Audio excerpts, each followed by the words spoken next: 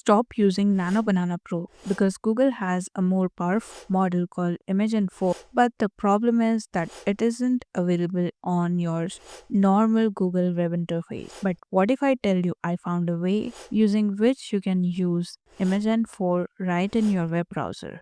So, are you ready to create your image quicker now? If yes, then follow along. First off, go to Google Gemini, make sure you're signed in, and then we are not going to be using our normal text interface. Instead, we'll go to our side menu. Here, you will find Gems, which will open up this page right here. And here you'll see a new introduction to your gems, which is gems from Google Labs, which lets you create AI mini application and custom workflows. So that's what we are going to create today. And we'll click on this new gem option, accept the terms and condition. And all you have to do is describe the workflow that we want today. So this is our workflow. We want a workflow that allows us to generate image using Gen 4 or any newest model, and after generation it should display the image in a simple preview format and also provide some sort of option for user to download that image. So all I have to do is hit this send button and wait for it to generate this mini workflow for us.